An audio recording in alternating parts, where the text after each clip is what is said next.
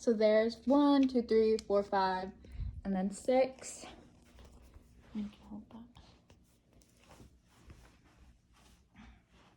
Can you guys see me okay? Yeah. Do you guys have one food that picks you up when you're down, or a comfort food that'll make you feel at home no matter where you are? Well, mine is empanadas, and today I'll be teaching you how to make one. A little background on them is they originate from Spain and Portugal, but quickly gained popularity in Latin American countries as well as European ones. This is important to me to keep traditions alive and bring the popularity to the US. I've grown up making these empanadas for as long as I can remember, and my mom's recipe comes straight from our family restaurant in Chile. Now on to the good stuff. So in today's speech, I'll be showing you what ingredients to grab, how to prepare them, and how to cook your empanadas to perfection. First, the ingredients.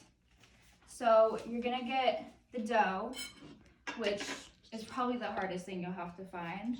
I got mine from a Hispanic grocer. If you live in Lincoln, it's El Lobo on North 27th. It'll be in the freezer aisle. They're just round little discs.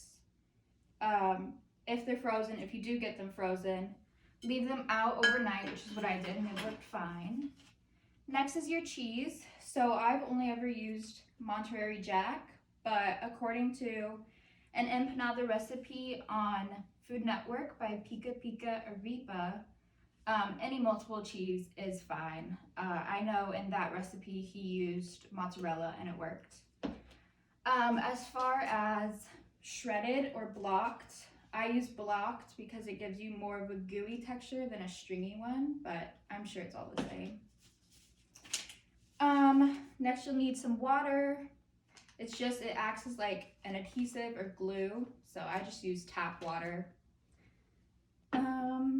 You'll need a wash, so either egg wash or milk wash. I did egg wash, just whisk up an egg. If you do the milk wash, just plain old milk, cow's milk works fine. And then optional is powdered sugar, but I recommend it. Okay, now that you have everything, let's put it together. So you're gonna start with one of your doughs.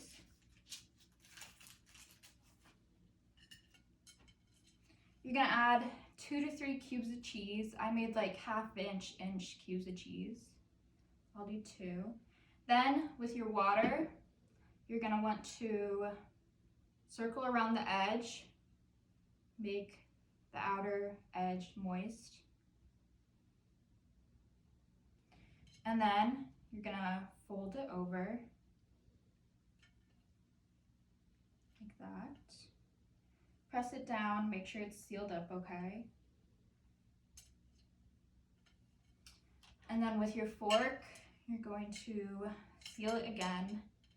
It'll look like, I think it looks like a rising sun after it's done.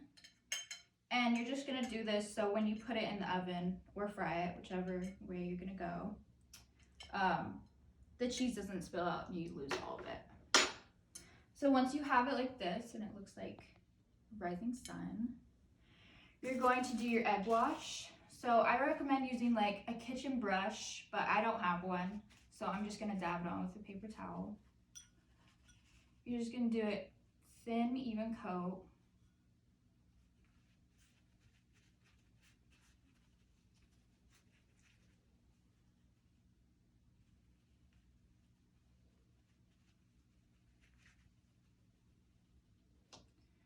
All right, so now that we have it ready to go,